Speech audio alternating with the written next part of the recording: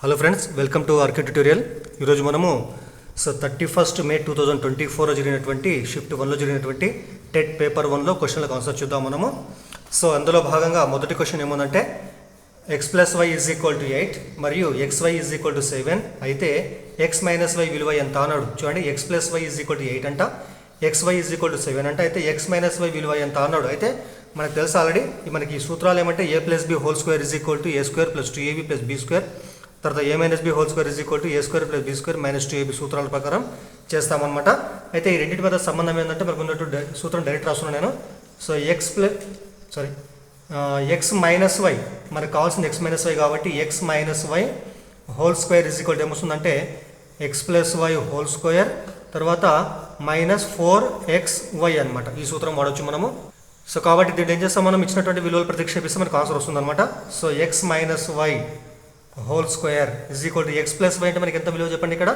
8కి సమానం కాబట్టి x + y 8 రాసి -2 అదేవిధంగా ఉంటుంది. తర్వాత -4 × xy విలువ ఎంత చెప్పండి ఇక్కడ 7 కాబట్టి 4 × 7 అనమాట. తర్వాత సూక్ష్మీకరిస్తే x - y² 8² అంటే ఎంత చెప్పండి 64కి సమానం అనమాట. మళ్ళీ ఇక్కడ ఎంత 7 ఎంత 28, 64 - 28 ఎంత చెప్పండి 36 వస్తుంది అనమాట. కాబట్టి x - y² = 36 అనమాట. దీన్ని కూడా మనం 36ని వర్గంగా రాస్తే ఏమొస్తుంది, x - y² = 36ని మనము 6² రాసుకోవచ్చు మనం. కాబట్టి నెక్స్ట్ ఏం చేస్తాము, ఇరువైపులా వర్గమూలం చేస్తే మనకి ఈ స్క్వేర్ క్యాన్సిల్ అయిపోతుంది. కాబట్టి అప్పుడు మనకి కావాల్సినటువంటి x - y విలువ ఎంతంటే మనకు 6కు సమానము. కానీ యాక్చువల్గా +or -6 వస్తుంది. ఇక్కడ మనకి ఇచ్చిన ఆప్షన్ ప్రకారం 6 మాత్రమే రాయడం జరిగింది ఇక్కడ మనం. మీరు గుర్తుపెట్టుకోవాలా, x - y² = x + y² - 4xy అనే సూత్రం ప్రకారం చేస్తూ పోతాం అన్నమాట మనం. తర్వాత సెకండ్ క్వశ్చన్ చూడండి. సెకండ్ క్వశ్చన్ ఏముందంటే సంఖ్య 9673 9673లో 7ను వేల స్థానంలో 9ను పదుల స్థానంలో మార్చడం ద్వారా ఏర్పడిన సంఖ్య మరియు మొదటి సంఖ్య అయినటువంటి 9673 మధ్య భేదం ఎంత అన్నాడు. సింపుల్ ఏంది ఇక్కడ మనకు. ఈ సంఖ్య 9673 అంటే మొదటి సంఖ్య అనమాట ఇది. 9673 మనకి ఇచ్చినటువంటి సంఖ్య అనమాట.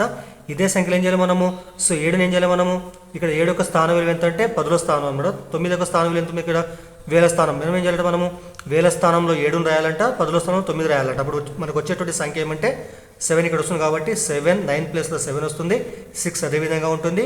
మళ్ళీ చెప్పండి 7 ప్లస్లో 9 వస్తుంది, ఇక్కడ 9 3 అనమాట. ఈ సంఖ్యలో 7 9 యొక్క స్థానాలు పరస్పరం మార్చడం ద్వారా మనకు వచ్చినట్టు కొత్త సంఖ్య అనమాట ఇది. నెక్స్ట్ ఏమన్నాడు, ఈ రెండింటి మధ్య భేదం ఎంత అన్నాడు. భేదం కనుక్కుందాం మనము. 9673 మైనస్ ఎంత 7693 అనమాట. చూద్దాం, ఇక్కడ మనం మైనస్ చేస్తే 3లో 3 పోతే 0 వస్తుంది. ఇక్కడ 7 9 పోతే దశకం తీసుకుంటాం మనము. బార్ తీసుకుంటే మనకు వచ్చేది ఏంటంటే బారో తీసుకుంటాం మనము. తర్వాత 17 - 9 మనకు వచ్చేది ఎంత ఇప్పుడు 17 - 9 అంటే ఇక్కడ 8 వస్తుంది. ఇక్కడ తర్వాత ఇక్కడ 5 ఉంటుంది. ఇక్కడ 15లో 6 పోతే ఎంత వస్తుంది చెప్పండి, ఇక్కడ 9 వస్తుంది. తర్వాత ఇక్కడ 8 ఉంటుంది, 8లో 7 పోతే 1 అనమాట. మనకు వచ్చే ఆన్సర్ ఎంత అంటే 1980 వచ్చింది అనమాట. నెక్స్ట్ థర్డ్ క్వశ్చన్ చూడండి. థర్డ్ క్వశ్చన్ ఏమందంటే క్రింది వాటిలో 9 చేత భాగించబడేటువంటి సంఖ్య ఏది అన్నాడు. ఇక్కడ మనకు ఆప్షన్లు ఏమన్నాయి ఇక్కడ. ఫస్ట్ ఆప్షన్ 65,051 ఉంది, సెకండ్ ఆప్షన్ 35,948, ఈ విధంగా ఆప్షన్లు ఉన్నాయి మనకి. అయితే ఏం కావాలి మనకు, ఏదైనా ఒక సంఖ్య మనకు 9 చేత భాగించబడాలంటే ఖచ్చితంగా ఏం కావాలి, 3 చేత కూడా భాగించబడాలన్నమాట. అంటే ఏదైనా ఒక సంఖ్య 9 చేత భాగించబడాలంటే ఖచ్చితంగా ఏం కావాలి, 3 చేత కూడా భాగించబడాలి. కాబట్టి మరి 3 చేత ఏదైనా సంఖ్య భాగించబడాలంటే మనకు కావాల్సిన నియమం ఏంటంటే ఇచ్చినటువంటి సంఖ్య ఏదైతే ఉంటుందో అందులో ఉన్నటువంటి అంకెల మొత్తం కలపడం వల్ల మనకు వచ్చేటువంటి సంఖ్య ఏం కావాలి, మనకు అది 3 యొక్క గుణిజం కావాలి. ఎప్పుడు ఎంతంటే ఆ సంఖ్య 3 చేత భాగించబడుతుంది. అంటే ఏదైనా సంఖ్య 3 చేత భాగించబడితే ఖచ్చితంగా ఏమవుతుంది, అది 9 చేత కూడా భాగించబడుతున్నాడు అనమాట. కాబట్టి ఫస్ట్ చూద్దాం మనం. ఏముంది ఇక్కడ 65,051 కాబట్టి దీనిలో మన అంకెలన్నీ కూడా కలిపితే ఏమొస్తుంది 6 + 5 + 0 + 5 + 1 అనమాట. మరి 6 + 5 11, 11 + 5 16, 16 + 1 17 ఇక్కడ. కాబట్టి ఇది మనకు 3 ఎక్కంలో రాదు. కాబట్టి ఇది 3 ఎక్కంలో రాదు. కాబట్టి ఇది ఏమవుతుంది మనకి, ఇది మొదటి విలువ అనేటువంటి 3 చేత భాగించబడదు. కాబట్టి 9 చేత కూడా భాగించబడదు. కాబట్టి ఫస్ట్ ఆప్షన్ కాదనమాట. సెకండ్ చూద్దాం మనము. 3 + 5 + 9 + 4 + 8 అనమాట. చూద్దాం ఇక్కడ మనం 3 + 5 ఎంత 8, 8 + 9 17, 17 + 4 21, 21 + 8 29. ఇది కూడా 3 ఎక్కంలో రాదు. కాబట్టి ఇది కూడా మనకు 3 చేత భాగించబడదు.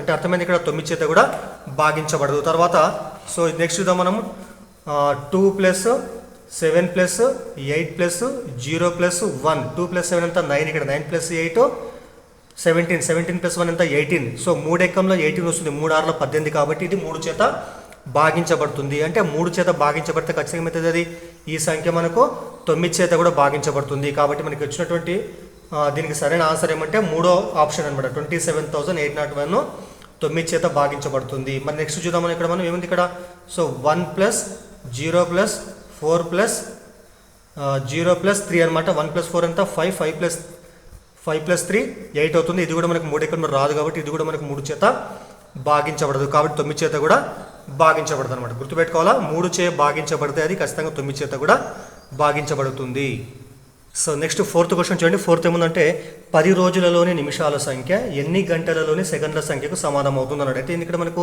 సో 10 డేస్ తీసుకుంటే దాని చేయాలి మనము నిమిషాల్లోకి మార్చుకోవాలి మనం 10 డేస్ ఉన్నటువంటి మొత్తం సమయాన్ని ఏం చేయాలి మనము నిమిషాల్లోకి మార్చుకోవాలి దాని తర్వాత ఏం చేయాలి మనము ఆ నిమిషాలు అనేటువంటివి ఎన్ని గంటలలో ఉన్నటువంటి సెకండ్ల సంఖ్యకు సమానం అవుతుంది అని ఇక్కడ చూద్దాం ఇక్కడ సింపుల్గా మనము సో మరి 10 డేస్ అంటే 10 డేస్ ఇక్కడ మరి 10 డే అంటే అర్థమైంది ఇక్కడ 10 డేస్లో ఒక రోజులో ఉన్నటువంటి గంటల సంఖ్య ఎంత 24 అవర్స్ అనమాట 24 అవర్స్ మళ్ళీ ఏం చేయాలి మనం నిమిషాలు మార్చుకోవాలి కాబట్టి సో ఒక గంటకి ఎన్ని నిమిషాలు చెప్పండి 60 నిమిషాలు కాబట్టి మనకు సో 10 × 24 × 60 చేస్తే మనకు వచ్చేది ఏమంటే 10 రోజుల నుండి మొత్తము నిమిషాల సంఖ్య వస్తుంది 10 డేస్ ఒక రోజు ఎంత 24 అవర్స్ 24 అంటే మరి 1 అవర్ అంటే ఎంత మనం చెప్పండి ఇక్కడ 60 మినిట్స్ కాబట్టి 24 × 60 చేస్తాం మనం కాబట్టి మొత్తం ఎంత అంటే 10 × 24 × 60 అనమాట దీని చేత మనము మనకు కావాల్సినటువంటి గంటల సంఖ్య ఎక్స్ అనుకున్నాం మనం ఒక గంట మనకు కావాల్సిన సంఖ్య గంటల సంఖ్య ఎక్స్ అనుకున్నాం మనం మరి ఒక గంటలో ఉన్నటువంటి మొత్తం సెకండ్ల సంఖ్య ఎంత చెప్పండి ఒక గంటలో మొత్తం నిమిషాల సంఖ్య 60 ఎక్స్ ఇంటూ 60 మరి నిమిషం అంటే ఎన్ని సెకండ్లు చెప్పండి ఇక్కడ 60 సెకండ్లకు సమానం కాబట్టి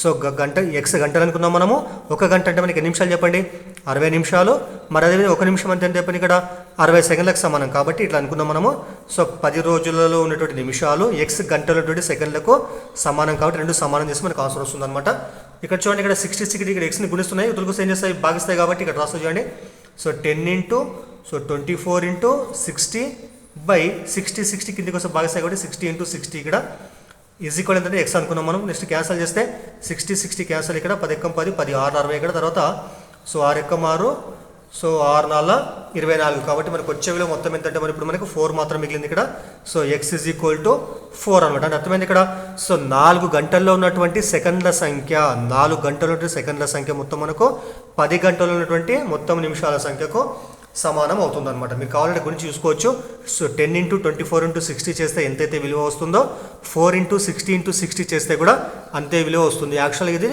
సమానం కాదు మనం మామూలుగా లెక్క ప్రకారం అయితే కానీ ఇక్కడ ఏంటంటే మనకు సో మ్యాథమెటికల్గా మనకు అడిగింది కాబట్టి ఈ విధంగా చేసినాం మనం అనమాట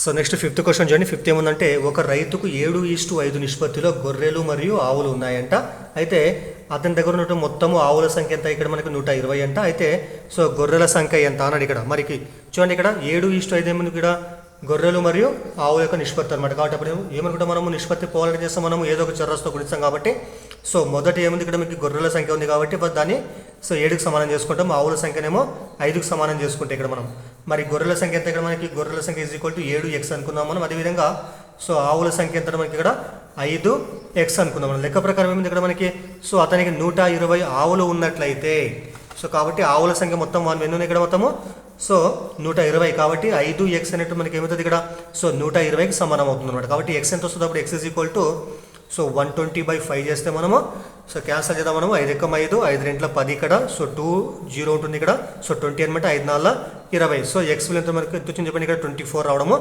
జరిగిందనమాట మరి ఇప్పుడు మనకేం అడిగిండే వాడుకుడు సో గొర్రెల సంఖ్య ఎంత అన్నాడు దీన్ని గుణిద్దాం ఇప్పుడు మనం గొర్రెల సంఖ్య ఎంత అయిపోయింది 7x కాబట్టి ఏం చేయాలి మనము సో 7 × x అంటే మనకి ఎంత వచ్చింది ఇక్కడ 24 కాబట్టి సో 24తో గుణిద్దాం మనం ఇట్లా గుణిద్దాం మనము సో 7 4 28 సో 7 2 14 15 16 కాబట్టి మొత్తం ఎంత అంటే 168 అనమాట సో 7:5 అంటే అర్థమైంది ఇక్కడ మనకు సో 168 తర్వాత 24కు సమానమైంది అనమాట సో గొర్రెల సంఖ్య ఏంటంటే 168కి సమానం సో నెక్స్ట్ 6వ క్వశ్చన్ చూడండి ఇక్కడ సో ఒక చతురస్రంలోని సౌష్ఠవ రేఖల సంఖ్య ఎంత అన్నాడు మీకు తెలుసు ఆల్రెడీ సో చతురస్రం ఏంది ఇక్కడ మనకి క్రమ బహుభుజి అనమాట వాటి యొక్క అన్ని భుజాలు సమానం ఉంటాయి అన్ని కోణాలు కూడా సమానం ఉంటాయి కాబట్టి సో ఒకటి గుర్తుపెట్టుకోండి ఏదైనా ఒక క్రమ బహుభుజి అంటే అర్థమైంది అన్ని భుజాలు సమానం ఉండాలి అన్ని కోణాలు కూడా సమానం ఉంటుంది దాన్ని ఏమంటారు క్రమ బహుభుజి అంటారు సో ఇది కూడా క్రమ బహుభుజి కాబట్టి వీటి భుజాల సంఖ్య 4 ఉన్నాయి కాబట్టి సో వీటికి వచ్చేటువంటి సౌష్ఠవ రేఖల సంఖ్య కూడా మనకు 4 ఉంటుంది అనమాట 1 సో 2 3 4 అనమాట. కాబట్టి వీటికి వచ్చేటువంటి సౌష్ఠవ రేఖల సంఖ్య మొత్తం 4 ఉంటుంది దీనికి చతురస్రానికి అనమాట. సో నెక్స్ట్ 7th క్వశ్చన్ చూడండి. మీరు ఇక్కడ సరి ప్రధాన సంఖ్య మరియు కనిష్ట ధన సంయుక్త సంఖ్యల కాసాగు ఎంత అన్నాడు. మీకు తెలుసు ఆల్రెడీ. సరి ప్రధాన సంఖ్య అంటే చెప్పండి. ఇక్కడ సరి ప్రధాన సంఖ్య అంటే 2కు సమానం అవుతుంది అనమాట. మరి అదేవిధంగా కనిష్ట ధన సంయుక్త సంఖ్య అంటే ఎంతకు సమానం మరి? సో 4 అనమాట. మొట్టమొదటి మనకు వచ్చేటువంటి సంయుక్త సంఖ్య 4కు సమానం కాబట్టి సో 4 రాసిన ఇక్కడ 2 4 యొక్క కాసాగు ఎంత అన్నాడు.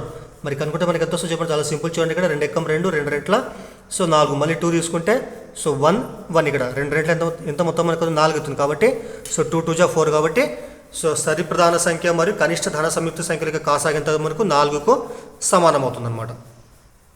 మీకు వీడియో ఉపయోగపడితే ఖచ్చితంగా లైక్ చేయండి, షేర్ చేయండి, అదేవిధంగా మీ ఫ్యామిలీ మెంబర్స్కి ఫార్వర్డ్ చేయండి, అదేవిధంగా ఛానల్ని సబ్స్క్రైబ్ చేయండి. సో నెక్స్ట్ 8th క్వశ్చన్ చూడండి. 8th క్వశ్చన్ ఏముందంటే త్రిభుజం ఏబీసీలో A B is equal to B C అంట. త్రిభుజం ఏబీసీలో A B is equal to B C అంటే భుజాలు అనమాట. ఇవి 2 భుజాలు సమానం ఉన్నాయంట. మరి మళ్ళీ వచ్చింది ఇక్కడ సో మరియు angle be is equal to 70 degrees అంట. అయితే యాంగిల్ ఏ విలువ ఎంత అన్నాడు. ఫస్ట్ త్రిభుజం తీసుకుందాం మనము. సో ఈ త్రిభుజాలు మనకి 2 భుజాలు సమానం ఉన్నాయి. ఆ భుజాలు ఏంటి ఇక్కడ ఏబీ తర్వాత బీసీ. అయితే చూడండి ఇక్కడ 2 మనకి భుజాలు మనకు ఉన్నటువంటి కామన్ ఉన్నటువంటి శీర్షం మీకు ఏముంది ఇక్కడ బీ ఉంది. కాబట్టి ఏం చేస్తాం మనము సో బీని ఇక్కడ పైకి రాస్తే మనం ఇక్కడ ఏ ఇక్కడ సి తీసుకుంటాం మనం. కాబట్టి అప్పుడు ఏంటి మనకి ఏబీ అంటే ఇదనమాట. ఏబీ దేనికి సమానం ఉంది ఇక్కడ సో బీసీకి సమానం ఉంది. కాబట్టి 2 భుజాలు కూడా సమానం ఉన్నాయి. మీకు తెలుసు ఆల్రెడీ ఒక త్రిభుజంలో 2 భుజాలు సమానం ఉంటే ఏమంటారు దాన్ని సమద్విబాహు త్రిభుజం అని అంటారు. అయితే ఏంటి ఇక్కడ సో యాంగిల్ బీ విలువ మనకి ఎంత ఇచ్చింది ఇక్కడ 70 ఇచ్చినాడు. కాబట్టి ఇక్కడ బీ వద్ద కోణం ఎంత మనకి ఇక్కడ సో 70 degrees ఉంటుందన్నమాట. కాబట్టి సో 70 degrees ఉంటే మీకు తెలుసు ఆల్రెడీ త్రిభుజంలో ఉన్నటువంటి 3 కోణాల మొత్తం ఎంత సమానం మనకు 180కి సమానం అవుతుంది అనమాట. మరి 180లో 70 పోతే మనకి వచ్చేటువంటి మొత్తం కోణం ఎంత ఇక్కడ మనకి మిగిలిన కోణము సో 110 ఉంటుంది అనమాట. అది ఆ 110ని ఏం చేయాలి మనము సో ఏకు తర్వాత సికు ఇద్దరికి పంచాలి మనం. మళ్ళీ పంచాలి ఎట్లా వస్తాం మనము ఎలా పంచాలి చూడండి. ఇక్కడ ఇది మనకు సమద్విబాహు త్రిభుజం కాబట్టి సమానంగా ఉండేటువంటి భుజాలకు ఎదురు ఉన్నటువంటి కోణాలు సమానం ఉంటాయి. గుర్తుపెట్టుకోవాలి. సమద్విబాహు త్రిభుజంలో సమాన భుజాలకు ఎదురుగా ఉండే కోణాలు సమానం ఉంటాయి. కాబట్టి సమాన భుజాలు అంటే ఇవే కదా. దానికి ఎదురున్న కోణాలు ఏమైనా దీనికి ఎదురుగా కోణము సి ఉంది, దీనికి ఎదురు కోణము ఏ ఉంది. కాబట్టి సో ఏ వద్ద కోణం ఎంతైతే ఉంటుందో సి వద్ద కోణం కూడా అంతే ఉంటుంది. కాబట్టి ఏం చేయాలి మనం ఇక్కడ 70 పోతే మిగతా 110 ఏం చేయాలి మనం ఇద్దరికి కూడా సమానంగా పంచాలి. కాబట్టి ఏమొస్తుంది మనకి 110ని మనము సో బై 2 చేస్తే వచ్చే కోణం ఎంత అంటే 55 degrees. కాబట్టి ఏ వద్ద కోణం మనకి ఎంత అంటే 50 degrees, సి వద్ద కోణం కూడా మనకి ఎంత అంటే 55 degrees. అయితే మన క్వశ్చన్ ఏముంది ఇక్కడ యాంగిల్ ఏ ఎంత అన్నాడు. కాబట్టి యాంగిల్ ఏ విలువ మనకి ఎంత వచ్చిందంటే మనకు 55 degrees అనమాట. గుర్తుపెట్టుకోవాలా. ఏ వద్ద 55, సి వద్ద కూడా 55 ఉంటుంది అనమాట. సో తర్వాత నెక్స్ట్ చూడండి 9th క్వశ్చన్ చూడండి. ఇది చాలా ఈజీ క్వశ్చన్ చూడండి. ఇక్కడ ఏముంది ఇక్కడ √225 × 3⁻⁻1 ఉంది ఇక్కడ. అయితే మనకు తెలుసు ఆల్రెడీ మనకు ఒక ఫార్ములా ఉంటుంది ఘాతాంక న్యాయాలలో a⁻⁻1 దేనికి సమానం చెప్పండి అది సో a⁻⁻1 అనేటువంటి మనకి దేనికి సమానం ఉంటుంది సో 1/x సమానం అనమాట. అదేవిధంగా సో √225 అంటే 225 యొక్క వర్గమూలం ఎంత సమానం మనకి అది 15కి సమానం. 15 యొక్క వర్గం ఎంత అంటే 225. సో √225 విలువ ఎంత అంటే 15కి సమానం అనమాట. కాబట్టి సో దీనికి 15 ఇంటూ దీని ప్రకారం రాస్తే ఏమొస్తుంది 3⁻⁻1 అంటే ఏం రాస్తాం మనం 1/3 అని రాస్తాం. ఇప్పుడు క్యాన్సిల్ చేస్తే ఏమొస్తుంది 3 ఎక్కం 3 3 5ల సో 15 5 ఎక్కం 5 అనమాట. కాబట్టి దీని యొక్క మొత్తం విలువ ఎంతంటే మనకు 5కు సమానమైంది. సో నెక్స్ట్ 10వ క్వశ్చన్ చూడండి. 10వ క్వశ్చన్ ఏమందంటే నవంబర్ 5 2023 నాడు ఆదివారం అయితే నవంబర్ 5 2024 నాడు సో ఏ వారం అవుతుందని ఇక్కడ చూడండి. ఇక్కడ సో 2 డేట్లు సేమ్ ఉన్నాయి ఇక్కడ నవంబర్ 5 2024 23 24 అనమాట ఇక్కడ. అయితే కరెక్ట్ సంవత్సరం తర్వాత అయ్యేటువంటి రోజు ఏది అన్నాడు ఇక్కడ. మరి చూడండి ఇక్కడ నవంబర్ 5 2023 నుంచి నవంబర్ 5 2024 వరకు సో 1 సంవత్సరం అయింది. మీకు తెలుసు ఆల్రెడీ సంవత్సరం అంటే మనకి ఎన్ని రోజులు చెప్పండి 1 సంవత్సరం అంటే మనకు 365 days అవుతుంది అనమాట. అయితే ఇక్కడ ఏముంది ఇక్కడ నవంబర్ 5 2023 నాడు ఆదివారం అంటే ఇక్కడ మనకి ఏం చెప్పండి ఇక్కడ ఇది ఆదివారం అంట. అయితే నెక్స్ట్ ఇయర్ వచ్చేటువంటి నవంబర్ 5 ఏ వారం అన్నాడు. అయితే చూడండి ఈ నవంబర్కు దీనికి మన తేడా ఎంత మనకి 365 days ఉంటే 1 year కాబట్టి. కానీ ఇంకోటి ఏమంటే సో నవంబర్ 5 2024 మనకి ఏ సంవత్సరం ఇది లీపు సంవత్సరం అనమాట. సో లీపు సంవత్సరంలో ఏముంటుంది మనకు ఫిబ్రవరికి 29 days ఉంటాయి కాబట్టి అప్పుడు మొత్తం ఉండేటువంటి మొత్తం రోజుల సంఖ్య ఏంటంటే ఒక సంవత్సరంలో 365 ప్లస్ ఒక రోజు ఎక్స్ట్రా కాబట్టి అప్పుడు ఏమవుతుంది మనకి 360 days అవుతుంది 366 days అనమాట. కాబట్టి వీటి మధ్య తేడా మనకు మొత్తం మనకు 366 days అనమాట. నెక్స్ట్ ఏం చేస్తాం మనము సో దీని చేయాలి మనము సో ఇక్కడ ఆదివారం కాబట్టి ఒక వారానికి ఉండేటువంటి రోజుల సంఖ్య ఎంత 7 రోజులు కాబట్టి ఏం చేయాలి మనము ఈ మొత్తం రోజులు మనము సో వారం సంఖ్య చే భాగిస్తే మనం 7 చే భాగిస్తే 366ని 7 చే భాగిస్తే సో 7 5ల 35 1 ఉంటుంది ఇక్కడ 6 వస్తుంది ఇక్కడ 7 2ల 14. నెక్స్ట్ మనకు వచ్చే శేషం ఏంటంటే 2 అనమాట ఇక్కడ. కాబట్టి సో ఈ సంవత్సరంలో మొత్తం మనకి 52 వారాలు ఉంటాయి కాబట్టి అవన్నీ కూడా సండే వస్తే మనకి ఏమైతే మనకి ఇక్కడ శేషం మిగిలిందో ఆ శేషం 2 డేస్ కటింగ్ చేయాలి మనము. సో ఆదివారానికి 2 రోజులు కలపాలి మనం. ఆదివారానికి 1 డే కలిపితే ఏమొస్తుంది సోమవారం, ఇంకో 1 డే కలిపితే మనకి ఏమొస్తుంది మనకి మంగళవారం అనమాట. కాబట్టి ఆదివారం నాడు సో 3 ఇక్కడ మనకి సంవత్సరం అయిపోయిన తర్వాత ఈ 2 మనకి శేషం మిగిలిన 2 మింది కాబట్టి ఏం చేస్తాం మనము సోమవారము మంగళవారం అనమాట. కాబట్టి సో November 5th 2024 మనకి ఏమవుతుందంటే సో మంగళవారం అవుతుంది అనమాట. అంటే శేషం ఎంతైతే ఉంటుందో మనకు వచ్చినటువంటి ఆ రోజు నుంచి ఏం చేయాలి మనము ఆదివారంకి వెళ్ళి ఆ శేషం ఎంతైతే ఉంటుందో నెక్స్ట్ డేస్ని కలపాలి మనం. ఆదివారం తర్వాత వచ్చే 2 డేస్ ఏముంటాయి సోమవారం, దాని తర్వాత మంగళవారం. కాబట్టి సో November 5th 2024 ఏమైందంటే మనకు మంగళవారం అవుతుంది అనమాట. సో నెక్స్ట్ తర్వాత 11th క్వశ్చన్ చూడండి ఏమిచ్చినాడు ఇక్కడ. ఒక డజన్ యాపిల్ ధర 80 రూపాయలు అయితే 9 యాపిల్ ధర ఎంత అన్నాడు. అయితే చూడండి ఇక్కడ సో ఒక డజన్ అంటే ఎంత మనకి 12 యాపిల్స్ కాబట్టి ఏం చేస్తాం మనము సో 80ని 12 భాగాలు చేస్తాము. ఇంటూ ఏం చేస్తాం మనం 9 యాపిల్ కావాలి కాబట్టి ఇంటూ 9 చేసి వచ్చేది ఆన్సర్ చూడండి 80/12 × 9 అనమాట. సో 3 3 9 3 4 12 4 1 4 4 2 8 0 23 60 కాబట్టి 9 యాపిల్ ధర ఎంతంటే 60 రూపాయలు అవుతుంది అనమాట. సో నెక్స్ట్ 12th ప్రాబ్లం చూడండి ఏముందంటే ఇక్కడ ఒక దీర్ఘచతురస్రాకార క్షేత్ర వైశాల్యము. క్షేత్రం అంటే ఇక్కడ మనకి పొలం అంటే అనమాట. ఒక దీర్ఘచతురస్రాకార క్షేత్ర వైశాల్యం 1350 చదరపు మీటర్లు మరియు పొడవు వెడల్పునకు 1.5 రెట్లు అంటే సో వెడల్పుకు పొడవు ఎంత చెప్పిన 1.5 రెట్లు ఎక్కువ అనమాట. అయితే దీర్ఘచతురస్రం యొక్క చుట్టుకొలత ఎంత అన్నాడు. చూడండి ఇక్కడ మనకి పొడవు మనం ఎల్ అనుకుంటే మనము పొడవు ఎల్ ఇక్కడ మనము సో ఫస్ట్ వెడల్పుని తీసుకున్నాం మనం. వెడల్పు is equal to be is equal to X అనుకుంటే మనం పొడవు ఎంత అప్పుడు వెడల్పుకి ఎంత ఉంది ఇక్కడ 1.5 రెట్లు ఎక్కువ ఉంది కాబట్టి ఏం చేస్తాం మనం 1.5 ఎక్స్ అని రాస్తాం మనం. దీనికి 1.5 రెట్లు ఎక్కువ కాబట్టి 1.5 ఎక్స్ అని రాస్తాం. దీన్ని మనము అపక్రమంలో మారుస్తే ఏమొస్తుంది సో 2 ఎక్కం 2 2 1 ఎంత 3 అనమాట. అంటే సో 3/2 ఎక్స్ లేకుంటే 3x/2కి సమానం. ఇది మనకు పొడవు, ఇదేమో వెడల్పు అనమాట. సో నెక్స్ట్ దీర్ఘచతురస్రం యొక్క వైశాల్యం ఎంత ఇక్కడ మనకి 1350. మరి వైశాల్యం formula so L into B పొడవు ఇంటూ వెడల్పు ఎంత అంటే మనకు 1350కి సమానం అనమాట. మరి ఎల్ అంటే ఎంత వచ్చింది మనకి ఇక్కడ సో 3/2x కాబట్టి 3/2x ఇంటూ బి అంటే ఎంత ఎక్స్ కాబట్టి ఎక్స్ రాస్తుంది ఇక్కడ ఇజ్ ఈక్వల్ ఎంత 1350. మరి ఇక్కడ చూడండి ఇక్కడ ఈ ఎక్స్ ఇంటూ ఎక్స్ ఏమవుతుంది x² అవుతుంది. ఇక్కడ ఇజ్ ఈక్వల్ ఎంత 1350. ఈ 3/2 అవతల పోతే ఏమవుతుంది 2/3గా మారుతుంది అనమాట. ఇది 2/3 అంటే క్యాన్సిల్ చేద్దాం మనము. 3 ఎక్క 3 3 4 12 ఇక్కడ 1 ఉంటుంది. 15 అంటే 3,015 తర్వాత 0 ఇక్కడ. సో 450 × 2 ఎంత అయిపోయింది సో 900 కాబట్టి x² ఈజ్ ఈక్వల్ ఎంత అంటే 900 అనమాట. దీనైనా మనం 30² రాసుకోవచ్చు మనం. సో x² అంటే ఎంత వస్తుంది మనకి ఇక్కడ 30 ఘాతాంకం 2 వస్తుంది. ఇక్కడ ఈ 2 క్యాన్సిల్ చేస్తే మనకు వచ్చేటువంటి ఎక్స్ ఎంత అంటే x is equal to so 30 అనమాట. మరి x ఈజ్ ఈక్వల్ టు 30 అయితే దీనిలో ప్రతిక్షేపిస్తే ఎల్ అంటే ఎంత అయిపోయింది ఇక్కడ 3/2 ఇంటూ ఎక్స్ కాబట్టి ఎక్స్ అంటే ఎంత వచ్చింది మనకి 30 వచ్చింది కాబట్టి ఏం చేస్తాం మనం ఇక్కడ 30 ఈ 30 రాస్తే ఏమొస్తుంది ఇక్కడ 3/2 ఇంటూ 30 రాస్తే సో 2 ఎక్కం 2 15 ఇక్కడ 10 2 ఎంత అయిపోయింది ఇక్కడ సో 30 కాబట్టి ఎల్ యొక్క పొడవు ఎంత అంటే సో 30 మీటర్లు. మరి బి అంటే మనకి ఎంత చెప్పండి ఇక్కడ ఎక్స్కి సమానం కాబట్టి బి అంటే ఎక్స్ అంటే ఎంత మనకు సో 30 వచ్చింది కాబట్టి 30 సారీ ఇక్కడ మిస్టేక్ చెప్పిన ఇక్కడ 15 3 ఎంత 45 కాబట్టి 45 వస్తుంది. ఇక్కడ 30 కాదు 45 అనమాట. సో 15 3 45 వస్తుంది కాబట్టి ఎల్ అంటే ఎంత మనకి ఇక్కడ 45 మీటర్స్ అనమాట.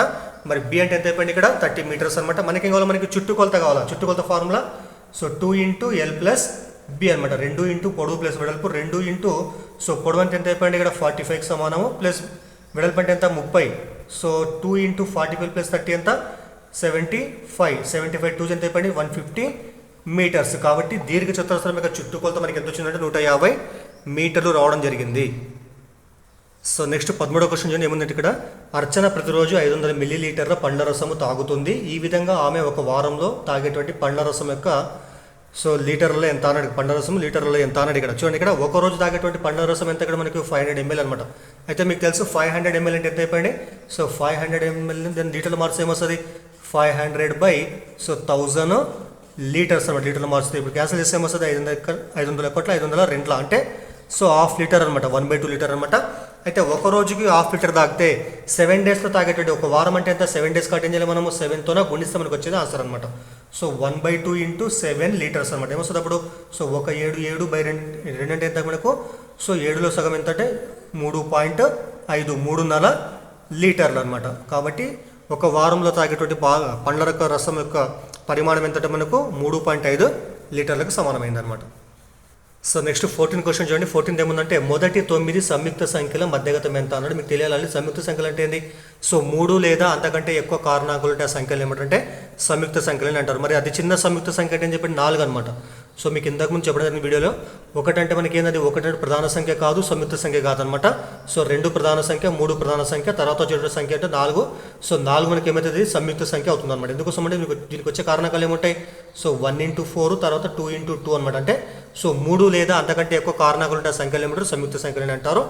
మరి మొదటి 9 సంయుక్త సంఖ్యలు అంటే ఏమొస్తాయో చెప్పండి. ఫస్ట్ సంయుక్త సంఖ్య 4, 5 సంఖ్య ప్రధాన సంఖ్య, 6 వస్తుంది తర్వాత నెక్స్ట్, తర్వాత 7 కాదు 8, తర్వాత 9, సో తర్వాత 10, తర్వాత 12, తర్వాత సో 14, తర్వాత 15. ఇక్కడ మరి ఎన్ని మొత్తం ఇక్కడ 9 కావాలా, 1 2 3 4 5 6 7 8 అని నెక్స్ట్ వచ్చే సంఖ్య ఏంటంటే 16 అనమాట. 16లో మధ్యగతం ఎంత అన్నాడు. మరి మధ్యగతం అంటే ఏం చేయాలి మనము, సో దత్తాంశంలో రాసిన కూడా ఆరోహణ క్రమంలో రాసిన తర్వాత మధ్యలో వచ్చి విలువ ఏమంటే మధ్యగతం అంటారు. వీటి సంఖ్య మనకి ఎంత 9 ఉన్నాయి కాబట్టి సో ఇక్కడ 4 ఇక్కడ 4 మనం తీసేస్తే మధ్యలో మిగిలిన విలువ ఏముంది ఇక్కడ మనకి, సో 10 ఉంది. కాబట్టి మధ్యగతం ఏంటంటే మనకు 10కి సమానం అవుతుంది అనమాట.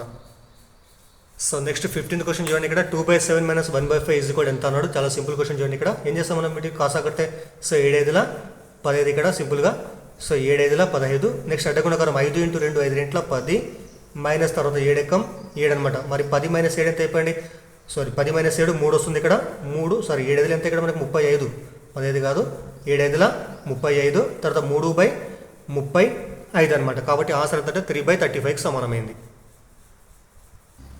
సో నెక్స్ట్ తర్వాత 16వ క్వశ్చన్ చూడండి. 16వ క్వశ్చన్ ఏమందంటే అశోకు రాజు కంటే 8 సంవత్సరాలు పెద్దవాడు. అశోకు రాజు కంటే 8 సంవత్సరాలు పెద్దవాడు. సో విజయ్ కంటే రాజు 48 నెలలు చిన్నవాడు. అయితే సో విజయ్ యొక్క వయసు ఎక్స్గా తీసుకుంటే అశోక్ యొక్క వయసు సంవత్సరాల్లో ఎంత అన్నాడు. చూడండి ఇచ్చిన కండిషన్ ప్రకారం మనకి ఏముందంటే అశోకు తర్వాత రాజు అంటే ఇక్కడ సో అశోక్ ఎలా ఉన్నాడు చెప్పండి. అశోక్ అనేటువంటి వాడు సో రాజు కంటే 8 సంవత్సరాలు పెద్దవాడు. కాబట్టి ఏం చేస్తాం మనము, అశోక్ = రాజుకు మనము 8 years కలిపితే మనకు వచ్చే విలువ అశోక్ యొక్క వయసుకు సమానం అవుతుంది అనమాట. ఇది ఒకటి తీసుకున్నాం మనము. దాని తర్వాత సో మళ్ళీ ఏమిచ్చింది ఇక్కడ మనకి తర్వాత, సో విజయ్ కంటే రాజు 48 నెలలు అంటే ఎంత మనకి ఇక్కడ 4 years అనమాట. 48 months అంటే మనకి ఇక్కడ 4 years అనమాట. దాన్ని కూడా మనము సంవత్సరంలో మార్చుకుందాం మనం. కాబట్టి 48 years అంటే ఎంత, 48 months అంటే ఎంత, సో 4 yearsకి సమానం అనమాట. కాబట్టి విజయ్ కంటే రాజు 48 నెలలు చిన్నవాడు. కాబట్టి ఏం చేసినప్పుడు మనము విజయ్ = ఇక్కడ మనం విజయ్ = రాజు మైనస్ 4 years తీసుకుంటాం మనం. అంటే ఒక నిమిషం, సారీ రాజు ప్లస్ 4 years తీసుకుంటాం మనం. అంటే విజయ్ కంటే రాజు మనకి 4 ఏళ్ళు చిన్నవాడు. కాబట్టి ఏం చేస్తాం మనం, రాజుకు మనం 4 years కలపడం వల్ల మనకి ఏమొస్తుందంటే విజయ్ యొక్క వయసు వస్తుంది అనమాట. కాబట్టి సో ఇది. దాని తర్వాత మళ్ళీ ఏమిచ్చింది ఇక్కడ, విజయ్ వయస్సు ఎక్స్గా తీసుకుంటే విజయ్ వయసు ఏమని కూడా మనం ఎక్స్ అనుకుంటాం. మనం ఇక్కడ మనం విజయ్ యొక్క ప్లేస్లో మనం ఎక్స్ రాసినట్లయితే సో ఎక్స్ = ఏమొస్తుంది చెప్పండి, అప్పుడు R + 4 వస్తుంది అనమాట. దీని నుంచి మనం R కరెక్ట్గా చేసి రాస్తే ఏమొస్తుంది, సో R = 4th కోసం ఏమవుతుంది, x - 4 అవుతుంది అనమాట. కాబట్టి R యొక్క విలువ ఎంత అంటే మనకు x - 4కి సమానమైంది. నెక్స్ట్ ఏం చేస్తాం, R = x - 4 ఏదైతే ఉంటుందో దీని ఏం చేస్తాం మనం ఇక్కడ అశోక్ యొక్క వయసులో రాస్తే అశోక్ = R ఉంది ఇక్కడ. ఇక్కడ ఏం రాస్తాం మనం, R ఉన్న ప్లేస్లో x - 4 రాస్తున్నాను నేను ఇక్కడ. x - 4 ప్లస్ ఎంత చెప్పండి, 8 అలాగే ఉంటుంది ఇక్కడ. దీన్ని కొద్దిగా తిప్పి రాస్తే 8 ముందుగా రాస్తే 8 ప్లస్ ఎంత చెప్పండి, x - 4 అనమాట. కాబట్టి మనకి ఇచ్చినటువంటి ఆప్షన్ మనకి ఏముంది ఇక్కడ, సో సెకండ్ ఆప్షన్ చూడండి ఇక్కడ 8 + x - 4 ఏదైతే ఉంటుందో ఇదే మనకు కరెక్ట్ ఆన్సర్ అవుతుంది అనమాట. మిగతా ఏవి కూడా మనకు ఆన్సర్లు కరెక్ట్ కావడం లేదు అవి. సో నెక్స్ట్ తర్వాత చూడండి ఏమిచ్చినది ఇక్కడ 24.01 - 4.1 + 1.98 ఇక్కడ వీటి యొక్క మొత్తం ఎంత అన్నాడు. అయితే చూడండి ఇక్కడ ఎప్పుడైనా కానీ మనము దశాంశ భిన్నాలు ఇస్తే ముందుగా మనము ప్లస్ విలువలు ఏవైతే ఉన్నాయో ఫస్ట్ మనం కూడుకుందాం మనం. సో 24.01 + 1.98 ఫస్ట్ చూద్దాం మనం, కూడిక చేద్దాం మనము. సో 24.01 తర్వాత సో పాయింట్ కింద పాయింట్ రావాలి కాబట్టి ఇక్కడ 1 రాసేసి 0.98. సో ఈ రెండు కూడా కలుపుదాం మనము. సో 1 + 8 9, తర్వాత 9, తర్వాత పాయింట్ ఇక్కడ 1 + 4 5, తర్వాత 2. సో వీటి మొత్తం కూడితే మనకు వచ్చేవి ఏంటంటే 25.99 అనమాట. సో దీనికి ఏం చేయాలి మనము, దీనికి వెళ్ళి మనము -4.1 ఇక్కడ 4.1 తీసేయాలి మనం. అప్పుడు ఏం చేద్దాం మనము -4.1 రాద్దాం మనం. 1 ఏం లేకుంటే 0 తీసుకోవచ్చు మనం. సో 9లో 0 పోతే సో 9, తర్వాత 9లో 1 పోతే 8, తర్వాత పాయింట్ వస్తుంది ఇక్కడ 5లో 4 పోతే 1, తర్వాత 2 వస్తుంది ఇక్కడ. కాబట్టి సో 21.89 అనమాట ఆన్సర్. 21.89 వచ్చింది ఆన్సర్.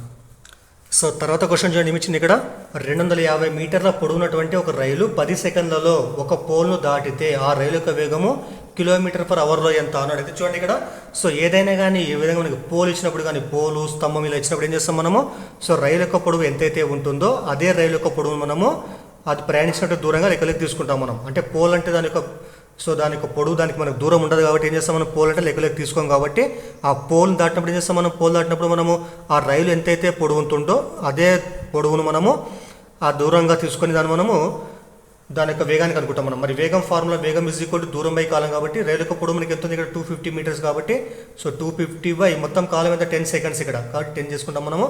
సో క్యాన్సల్ చేస్తే 10 ఎక్కం సో 10 20 25 కాబట్టి 25 మీటర్ ఫర్ సెకండ్ అనమాట. కాబట్టి రైలు యొక్క వేగం ఏంటంటే సెకండ్కి ఎంత 25 మీటర్ అనమాట. అయితే మన క్వశ్చన్ ఏముంది ఇక్కడ కిలోమీటర్ ఫర్ గంటలలో ఎంత అన్నాడు కాబట్టి ఏం చేస్తాం మనము సో ఎప్పుడైనా కానీ కిలోమీటర్ ఫర్ గంటలో మార్చాలంటే సింపుల్గా ఏం చేస్తాం మనము 18/5 చేత గుణించడం చేస్తాం మనం. కాబట్టి 5 ఎక్కం 5 5 5ల 25 మళ్ళీ 18 ఎంత అయిపోయింది ఇక్కడ సో 90 వస్తుంది 90 కిలోమీటర్ ఫర్ అవర్ అనమాట. అంటే రైలు యొక్క వేగం ఏంటంటే మనకు గంటకు 90 కిలోమీటర్ల వేగంతో ప్రయాణం చేస్తుంది. లేకపోతే ఒక సెకండ్కి ఏంటంటే 25 మీటర్లు అనమాట. సో గుర్తుపెట్టుకోండి, కన్ఫ్యూజ్ కావద్దండి. ఒక పోల్ ఏదైతే ఉంటుందో పోల్ మనం రైలు దాటినప్పుడు ఖచ్చితంగా ఏం చేస్తాం మనము రైలు యొక్క పొడవు ఎంతైతే ఉంటుందో దాన్నే మనము రైలు ప్రయాణించిన దూరంగా తీసుకొని మనము వేగాన్ని కనుగొనడం జరుగుతుంది మనం. సో నెక్స్ట్ 19వ క్వశ్చన్ చూడండి. 19వ క్వశ్చన్ ఏముందంటే టెట్రాహైడ్రాన్లోని అంచుల సంఖ్య ఎంత అన్నాడు. మరి టెట్రాహైడ్రాన్ అంటే అర్థమైంది ఇక్కడ టెట్రాహైడ్రాన్ అన్న ఒకటే, తర్వాత సో త్రిభుజాకార పిరమిడ్ అన్న ఒకటే, లేకపోతే చతుర్ముఖ్యం అన్న ఒకటే. మనకి ఏదైతే పిరమిడ్ యొక్క సో భూమి మనకు త్రిభుజాకారంగా ఉంటుందో దాని ఏమంటారంటే త్రిభుజాకార పిరమిడ్ అని అంటారు. దాని ఇంగ్లీష్లో ఏమంటారంటే టెట్రాహైడ్రాన్ అని అంటారు. ఇక చూద్దాం, త్రిభుజాకారం యొక్క మనం భూమి తీసుకుంటే పైన ఒక శీర్షం తీసుకుంటే సో ఈ విధంగా కలపడం వల్ల వచ్చేటువంటి ఈ పటాన్ని ఏమంటారంటే టెట్రాహైడ్రాన్ అని అంటారు. సో దీని యొక్క మరో పేరు ఏమంటే త్రిభుజాకార సో పిరమిడ్ అనమాట. త్రిభుజాకార పిరమిడ్ అన్న ఒకటే, లేకపోతే సో చతుర్ముఖ్యం అంటారు దీన్ని. చతుర్ముఖీయము అంటే 4 ముఖాలు కూడా సమానం ఉన్నాయి కాబట్టి ఏమంటారు చతుర్ముఖ్యం అని అంటారు అనమాట. వీరికి అంచుల సంఖ్య ఎంత అన్నాడు. అంచులు అంటే మనకి ఇక్కడ సో లైన్స్ అనమాట. సో 1 సో ఇక్కడ 1 సో 2 తర్వాత 3 4 5 6 అనమాట. మొత్తం అంచుల సంఖ్య మొత్తం ఎంత మనకు 6 వస్తుంది. కాబట్టి గుర్తుపెట్టుకోవాలి, అంచుల సంఖ్య మొత్తం మనకు 6 ఉంది. అదేవిధంగా శీర్షాల సంఖ్య 1 2 3 4 శీర్షాల సంఖ్య మనకు 4 ఉంటుంది. అదేవిధంగా తలాల సంఖ్య కూడా మొత్తం మనకు 4 ఉంటుంది అనమాట. సో నెక్స్ట్ 20 క్వశ్చన్ చూడండి. ఏమిచ్చినాడు ఇక్కడ సంఖ్య 196 యొక్క కారణాంకాల సంఖ్య ఎంత అన్నాడు. ఇక్కడ మనకి ఏమిచ్చిన ఇక్కడ కారణాంకాలు అడగలే మనకి ఇక్కడ కారణాంకాల సంఖ్య ఎంత అన్నాడు. ఇక్కడ అప్పుడు సింపుల్గా మనము సో ఇచ్చిన సంఖ్య ఏదైతే ఉంటుందో వాటికి ఏం చేయాలి మనము సో ప్రధాన కారణాలు కడతాం మనం. అంటే ప్రధాన సంఖ్యలు తీసుకుని మనం కారణాలు కట్టుకుంటూ పోతాం మనం. 2 ఎక్కం తీసుకుందాం మనము సరి సంఖ్య కాబట్టి. సో 2 9 18 మనకి ఎంత ఉంటుంది ఇక్కడ 1 ఉంటుంది. 1 6 అంటే మళ్ళీ సో 2 9 16 అనమాట. నెక్స్ట్ మళ్ళీ 2 ఎక్కం తీసుకుంటే సో 2 4 8 తర్వాత ఎంత మీకు 1 8 18 2 9 18 అనమాట. మళ్ళీ 7 ఎక్కం తీసుకుంటే 7 49 7 ఎక్కం 7 అనమాట. కాబట్టి 196 వచ్చేటు కారణాలు మనకి ఏమన్నా 2 × 2 అంటే ఎంత 2 స్క్వేర్ అనమాట. తర్వాత 7 × 7 ఎంత 7 స్క్వేర్ అనమాట. మనకి ఈ విధంగా ప్రధాన కారణాలు లబ్ధంగా రాసినప్పుడు సో ప్రధాన సంఖ్యల యొక్క ఘాతాంకాలు ఏవైతే ఉంటాయో వాటికి మనం 1 కలపడం వల్ల 1 కలిపి ఆ వచ్చినటువంటి కారణాలు మొత్తం కలిపితే మనకు వచ్చేదేమో ఇంటూ చేస్తే మనకు వచ్చేదేమంటే వాటి యొక్క మొత్తం కారణాంకాల సంఖ్య అనమాట. కాబట్టి ఇక 2 ఏదైతే ఉంటుందో మనము సో 2 + 1 ఇక్కడ ఘాతాంకం ఇక్కడ 2 అంటే ఈ 2 కాదు ఈ 2 అనమాట. 2 + 1 ఇంటూ మళ్ళీ ఎంత ఈ కూడా ఘాతాంకము 2 + 1 ఒకటి కలపాలి మనం. మరి 2 + 1 ఎంత 3 ఇంటూ మళ్ళీ 2 + 1 3 3 ఎంత అయిపోయింది ఇక్కడ 9 అనమాట. కాబట్టి 196కి వచ్చేటువంటి మొత్తం కారణాంకాల సంఖ్య ఎంత అంటే మనకు 9 కారణాంకాలు ఉంటాయి అన్నమాట. సో నెక్స్ట్ 21 క్వశ్చన్ చూడండి. ఏమిచ్చినంటే ఇక్కడ చుట్టుకొలత మరియు వైశాల్యాలకు సంబంధించి సరికాని వాక్యం ఏది అన్నాడు. చుట్టుకొలత మరియు వైశాల్యాలకు సంబంధించి సరికాని వాక్యం ఏది అన్నాడు. సో ఇందులో మొత్తం మనకి 4 ఆప్షన్లు ఉన్నాయి. అందులో చూద్దాం మనం. మొదటిది ఏముందంటే క్రమ బహుభుజి యొక్క చుట్టుకొలత దాని యొక్క భుజాల సంఖ్య మరియు భుజాల పొడవుల లబ్ధానికి సమానం అంట. ఇది కరెక్ట్ అనమాట. సో ఏదైనా క్రమ బహుభుజి తీసుకుంటే మనం క్రమ బహుభుజి అంటే ఏం చేస్తాం మనము అన్ని భుజాలు కూడా సమానం ఉంటే ఏమంటారు దాన్ని క్రమ బహుభుజి అంటారు. అన్ని కోణాలు కూడా సమానం ఉండాలి.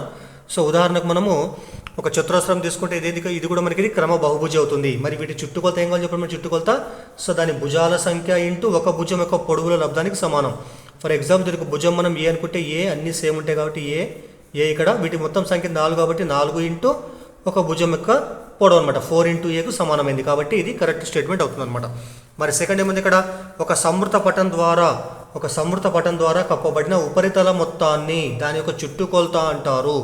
ఇది రాంగ్ ఆన్సర్ అనమాట మన. కాబట్టి సో దీనికి మనకి ఇచ్చినటువంటి క్వశ్చన్కి ఆన్సర్ ఏమంటే మనకు సెకండ్ అనేటువంటిది మనకు కరెక్ట్ ఆప్షన్ అవుతుంది అనమాట. కాబట్టి సెకండ్ 1 మనకు ఇచ్చినడానికి సెకండ్ మనకు కరెక్ట్ ఆప్షన్ అవుతుంది అనమాట. కానీ ఈ స్టేట్మెంట్ రాంగ్. గుర్తుపెట్టుకోండి, ఒక సమృత పటం ద్వారా కప్పబడినటువంటి ఉపరితల మొత్తాన్ని దానికి చుట్టుకొలత అన్నారు.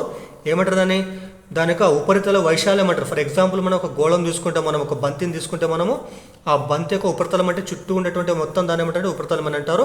ఆ ఉపరితలం యొక్క మొత్తం దాని ఏమంటారంటే ఈ గోళం యొక్క ఉపరితల వైశాల్యం అని అంటారు అనమాట. కానీ చుట్టుకొలత అని అన్నారు. ఒకవేళ మనకి ఇక్కడ సంవృత పటం ద్వారా కప్పబడినటువంటి అంచుల మొత్తాన్ని, అంచులు మనకి ఇచ్చి ఏం చేసేవాళ్ళం మనం చుట్టుకొలత అనేవాళ్ళం. మనం సంవృత పటం అంటే ఏమని తీసుకోవచ్చు మనము, సో వృత్తం తీసుకోవచ్చు, చతురస్రం, దీర్ఘచతురం ఏమైనా తీసుకోవచ్చు. సంవృత పటం అంటే, సంవృత పటం అంటే అర్థమైంది అన్ని వైపులు కూడా మూయబడినటువంటి పటాన్ని సంవృత పటం అని అంటారు, గుర్తుపెట్టుకోవాలి. తర్వాత థర్డ్ ఏముంది, చతురస్రం యొక్క వైశాల్యము సమాన చుట్టుకొలత కలిగినటువంటి ఇతర దీర్ఘ చతురస్ర వైశాల్యం కంటే కూడా ఎక్కువగా ఉంటుంది. ఇంతకుముందు వీడియో డిస్కషన్ చేసినాం మనము. సో ఏదైనా చతురస్రం తీసుకున్నప్పుడు చతురస్రం యొక్క చుట్టుకొలత ఎంతైతే ఉంటుందో దీర్ఘ చతురస్రం యొక్క చుట్టుకొలత కూడా అంతే ఉన్నప్పుడు, దీని యొక్క 4 భుజాల పొడవులో మొత్తము, దీని 4 భుజాల పొడవులో మొత్తము సమానం ఉన్నప్పుడు, చుట్టుకొలత సమానమైనప్పుడు ఖచ్చితంగా ఏంది ఇక్కడ మనకి చతురస్రం ఎక్కువ వైశాల్యాన్ని కలిగి ఉంటుంది. దీని యొక్క వైశాల్యం ఎక్కువగా ఉంటుంది అనమాట. చుట్టుకొలత సమానమైనప్పుడు చతురస్రం యొక్క వైశాల్యం ఎక్కువగా ఉంటుంది. తర్వాత చూడండి ఫోర్త్ ఏముంది, క్రమషడ్భుజ యొక్క చుట్టుకొలత. క్రమషడ్భుజ అంటే అర్థమైంది ఇక్కడ 6 భుజాలు ఉన్నటువంటి బహుభుజం అనమాట. దాని యొక్క చుట్టుకొలత ఏమవుతుంది 6 ఇంటూ ఏదైనా ఒక భుజం యొక్క పొడవు. ఇది కూడా కరెక్ట్ స్టేట్మెంట్ అనమాట. కాబట్టి ఇచ్చిన దాంట్లో మనకి ఏముంది ఇక్కడ సెకండ్ ఆప్షన్ మనకు రాంగ్ క్వశ్చన్ ఉంది, రాంగ్ స్టేట్మెంట్. కాబట్టి ఇదే మనకు కావాల్సినటువంటి ఆన్సర్ అనమాట. సో నెక్స్ట్ 22 చూడండి, ఇక్కడ ఇచ్చిన క్వశ్చన్ 14 గంటలలో 0.448 సెంటీమీటర్ల వర్షపాతం నమోదైంది. అయితే గంటకు సగటు వర్షపాతం ఎంత అన్నాడు. సింపుల్గా చేయాలి మనము దీంతో భాగిస్తే మనకు వచ్చేది ఆన్సర్ అనమాట. కాబట్టి సో 0.448 అనమాట. ఫస్ట్ ఏముంది ఇక్కడ మనకి 14 మంచిగా 14, 14 సో 0 ఒకటి ఏం చేస్తాం మనము 14 0 మళ్ళీ పాయింట్ ఒకటి పాయింట్ పెట్టేస్తాం. మళ్ళీ ఫస్ట్ 4 ఉంది కాబట్టి ఇది కూడా 4 కాబట్టి మరి 14 0 తీసుకుంటాం మనము. తర్వాత ఇక్కడ 4 అట్లే ఉంటుంది, 44 అవుతుంది. 14 ముళ్ళ 42, 2 మిగులుతుంది అక్కడ. సో 2 పక్కన 8 వస్తే 28 కాబట్టి 14 రెంట్ల 28 కాబట్టి ఎంతంటే మనకు అవసరం 0.032 సెంటీమీటర్ అనమాట. కాబట్టి గంటకు పడినటువంటి వర్షపాతం సగటున ఎంత అంటే మనకు సో 0.032 సెంటీమీటర్ల వర్షపాతం గంటకు నమోదు కావడము జరిగిందనమాట. సో నెక్స్ట్ తర్వాత 23 క్వశ్చన్ చూడండి, ఇచ్చినాడు ఇక్కడ. సో 2 బహుపదులు ఉన్నాయి ఇక్కడ. 5a² 5a² minus 8ab minus 4b² నుండి ఏం చేయాలి మనము 5a² మైనస్ 4ab ప్లస్ 8b²ను తీసేస్తే వచ్చేటువంటి విలువ ఎంత అన్నాడు. అంటే ఏం చేయాలి మనము దీని నుంచి దీన్ని తీసేయాలి. ఫస్ట్ ఇది రాసుకుందాం మనము 5a² minus 8ab minus 4b². తర్వాత ఇది రాసుకుందాం మనము మళ్ళీ 5a² తర్వాత మైనస్ 4ab ప్లస్ 8b². మళ్ళీ తీసేయాలని చేస్తాం మనము. సో రెండో బహుపదిక వాటికి గుర్తులు మారుస్తాం. ఇది ప్లస్ ఉంటే మైనస్ రాసుకుంటాం, ఇక్కడ మనము మైనస్ ఉంటే ప్లస్ అని రాసుకుంటాము, ప్లస్ ఉంటే మైనస్ రాసుకుంటాం. కాబట్టి ఇక్కడ ప్లస్ 5a² మైనస్ 5a² రెండు కూడా క్యాన్సిల్ అయిపోతే ఇక్కడ. తర్వాత మైనస్ 8ab ప్లస్ 4ab తీసేసి మనకి ఏమొస్తుంది మైనస్ 4ab ఉంటుందన్నమాట. తర్వాత మైనస్ 4b² మైనస్ 8b² రెండు మైనస్ కట్ ఏం చేయాలి మనం కలపాలి. మనం 4 + 8 ఎంత 12 కాబట్టి మైనస్ 12b² అనమాట. కాబట్టి ఆన్సర్ ఏమంటే minus 4ab minus 12b² answer అవుతుందన్నమాట. దయచేసి వీడియోని లైక్ చేయండి, షేర్ చేయండి, అదేవిధంగా ఛానల్ని సబ్స్క్రైబ్ చేయండి. సో 24 క్వశ్చన్ చూడండి. 24 క్వశ్చన్ ఏమంటే పటాలను లేదా గుర్తులను ఉపయోగించి దత్తాంశం యొక్క ప్రాతినిధ్యాన్ని ఇలా అంటారన్నారు ఇక్కడ. సో పటాలు లేదా గుర్తులు అంటాం. మళ్ళీ పటాలు లేదా గుర్తులు ఉపయోగించేటువంటి పటాన్ని ఏమంటారంటే మనము సో పటచిత్రాలని అంటారు. పటచిత్రాలను ఏమంటారంటే ఇందులో ఉపయోగించేటువంటి పటాలు ఎలా ఉంటాయంటే సో పటాలు లేదా గుర్తులు ఉంటాయి. మనం మామూలుగా మనము ఎక్స్ అక్షము తర్వాత వై అక్షం తీసుకుంటే మనము ఫర్ ఎగ్జాంపుల్ కార్ల తయారీ అనుకోండి. సో ఇక్కడ మనం పటాలు ఈ విధంగా కారు గుర్తించడం, ఈ విధంగా మనం కార్లు గుర్తిస్తే ఈ విధంగా దాన్ని ఏమంటారంటే సో ఈ విధంగా చూపెట్టే పటాలు ఏమంటారంటే పటాలని అంటారు. లేకుంటే జనాభాను చూపిస్తే కూడా మనం సో మనం మనుషులు తిప్పుతాం ఈ విధంగా మనం సో ఈ విధంగా చూపించే పటాలు ఏమంటారంటే సో పటచిత్రాలని అంటారనమాట. అలా కాకుండా కమ్మీ రేఖా చిత్రం అంటే ఏంది ఎక్స్ అక్షం వై అక్షం తీసుకున్నప్పుడు మనము సో కమ్మీల మధ్యలో గ్యాప్ ఉండి ఈ విధంగా మనం కమ్మీల మధ్య గ్యాప్ ఉండి మనం గీచేటువంటి పటాలు ఏమంటారంటే సో కమ్మీ రేఖా చిత్రాలని అంటారు. అలా కాకుండా సోపాన రేఖా చిత్రం అంటే ఏంది సో కమ్మీలు అంటే మనకి గ్యాప్ లేకుండా పక్క పక్కన ఉండేటువంటి ఉంటూ గీచేటువంటి పటాలు ఏమంటారంటే సోపాన రేఖా చిత్రాలని అంటారు వీటిని అనమాట. మరి పై చిత్రం అంటే ఏంటి మనం వృత్తం గీచేసిన తర్వాత అందులో ఉన్నటువంటి కోణాలు బట్టి అందులో ఉన్నటువంటి భాగాలు బట్టి మనము సో ఈ విధంగా త్రిజ్యాంతరాలు లేదా సెక్టార్లు గీస్తే ఆ పటాలు ఏమంటారంటే పై చిత్రం అని అంటారు అనమాట. కాబట్టి ఇవి మీరు జస్ట్ గుర్తుపెట్టుకోండి. పటచిత్రం అంటే అర్థమైంది ఇక్కడ సో పటాలు ఉపయోగించి లేదా గుర్తులు ఉపయోగించి గీచేటువంటి పటాలు ఏమంటారంటే పటచిత్రాలని అంటారు అనమాట. Okay, thank you. సో దయచేసి వీడియోని లైక్ చేయండి, షేర్ చేయండి, అదేవిధంగా ఛానల్ సబ్స్క్రైబ్ చేయండి. Okay, thank you.